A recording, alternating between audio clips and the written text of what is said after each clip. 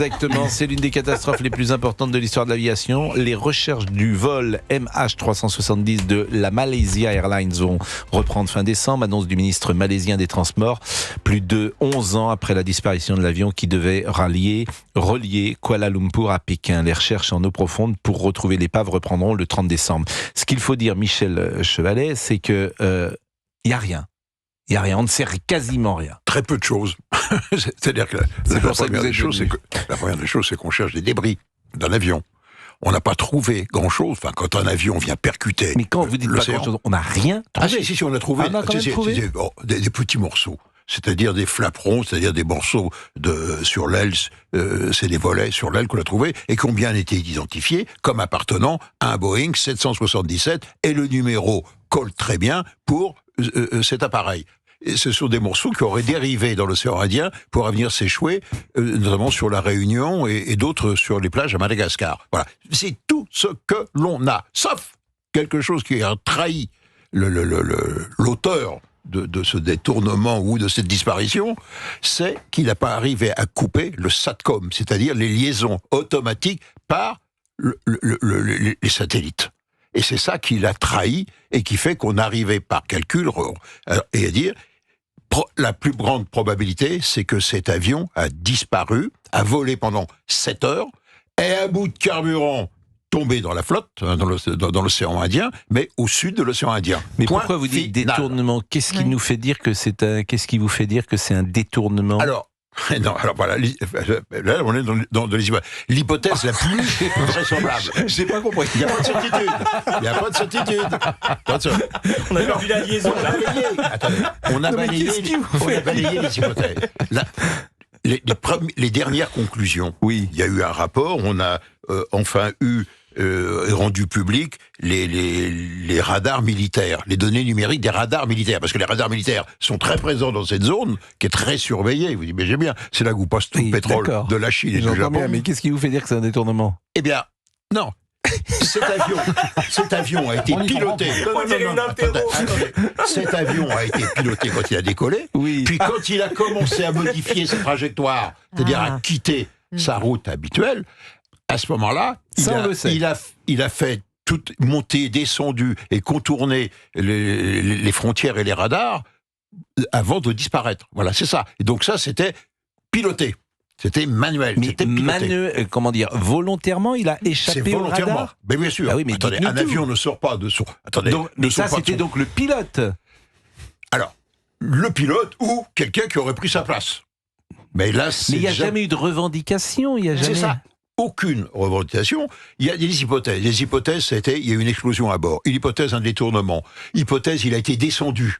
Parce qu'on voulait supprimer, soi-disant... Oui, mais là, ça ne va pas avec ce que vous êtes en train de me dire. Si il a pris une route qui n'était pas celle qui était prévue, c'est ce que vous me dites. Le contrôle aérien aurait dû immédiatement faire des appels radio. Oui, mais ça, c'est validé qu'il n'a pas pris la route qu'il devait prendre. Absolument.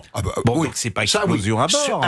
Avec, je dis, toujours les coordonnées des radars, qui l'ont bien suivi. Il a été détourné pour aller vers le sud. Et après, on a perdu, les radars ont une certaine portée, mais comme les ronde. C'est moi que vous avez perdu. mais non, en fait, vous avez raison. Mais tout le monde se pose ces questions.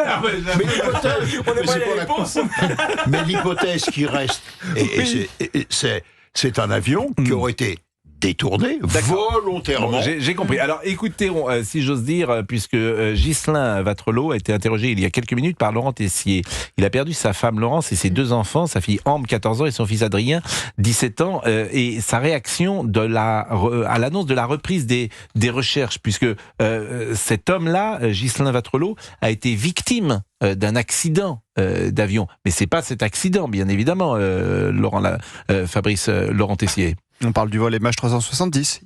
Ghislain Vattrelot a perdu sa femme Laurence et ses 2 enfants dans le vol MH370. C'est le même. C'est ça qu'il faut préciser. Exactement. Donc, on va l'écouter quand il a appris qu'il y avait reprise des recherches.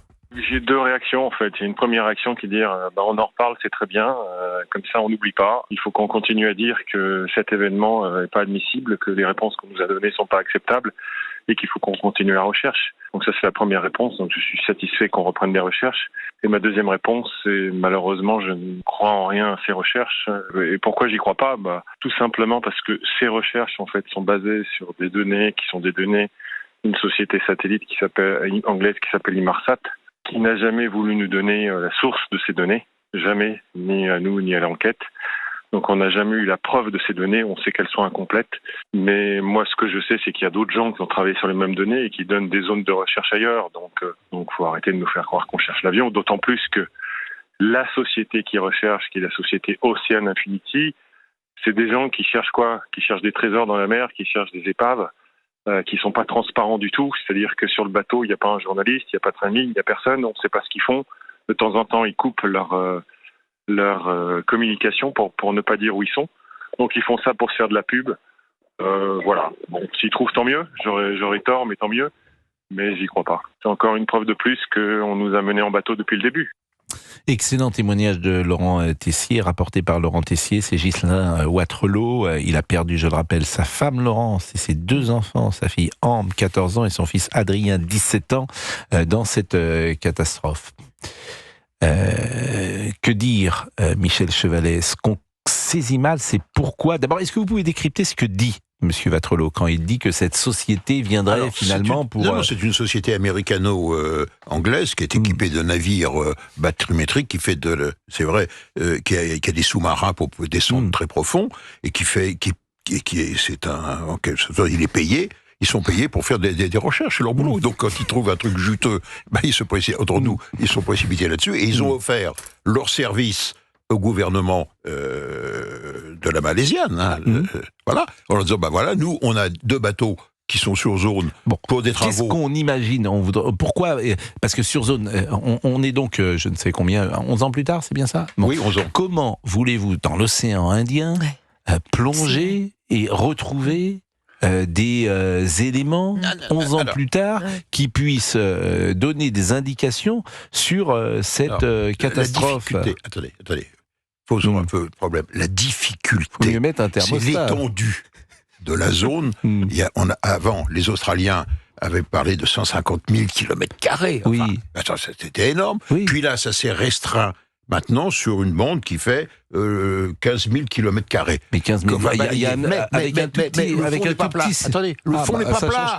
C'est une zone du Pacifique Sud, de l'océan Indien, dans lequel s'affrontent des plaques. Et donc il y a ce qu'on appelle un rift, c'est-à-dire une grande vallée profonde à plus de 4000 mètres. Oui. Et si votre avion est tombé sur cette zone et est tombé dans cette faille, les éco-radars ne passent pas. Donc il faut des sous-marins autonomes, et ça c'est ce qu'on a maintenant, j'entends bien, qui vont être capables d'aller balayer cette zone et de descendre dans le rift. Voilà. Et là, mais vous y croyez, vous, sérieusement vous pensez que ça peut être utile ? J'espère. Mais c'est tout de même... attendez, cet avion, il n'est pas petit. Enfin, 777, ça fait 80 mètres d'envergure. Je suis d'accord avec vous, mais c'était il y a 11 ans. Mais oui, mais aujourd'hui, forcément... Que ce soit il y a 11 ans ou 20 ans, les morceaux sont toujours au fond. Ce qui est étonnant, si vous voulez, qu'à remonter à la surface... Mais ce que je veux dire, c'est qu'ils peuvent dériver quand même. Ils peuvent dériver, ces morceaux. Ça coule. Donc, par exemple, ça bouge plus, à votre avis mais même les réservoirs qui contenaient... Enfin, les réservoirs étaient vides, la mer est rentrée dans les réservoirs, ça l'a alourdi. Oui. Donc, à votre avis, il est bien au fond. Oui. Dans quel état ? Il a dû éclater. Mais pas tellement, parce qu'on aurait retrouvé beaucoup plus de morceaux. Sauf que quelques bouts d'aileron. C'est ça qui est troublant. Bon, écoutez, effectivement, c'est une... on est inquiet. C'est à cause de lui. Je suis pas sûr qu'on retrouve, effectivement, qu'on ait des indications, mais effectivement, c'est pas... Je vous écoute avec beaucoup d'intérêt, Michel Chevalet. Et ça donnera l'occasion de revenir vous voir. Écoutez, ça c'est quand même... donc c'est Ocean Infinity, spécialisé dans la robotique marine. Je me demande si c'est pas Ocean Infinity ou Infinity qui plongeait pour le Titanic. Je me demande si c'est pas cette société. Non, c'est Ballard.